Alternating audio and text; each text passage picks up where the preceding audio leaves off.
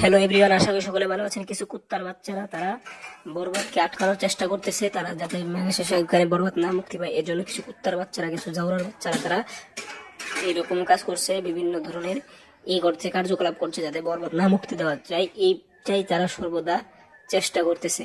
কিন্তু এখন সময় এসেছে সাকিবিয়ানদের আন্দোলনে নামার, আর হল মালিকদেরও, যে আমরা বরবাদ ছাড়া কোনো মুভি চালাবো না।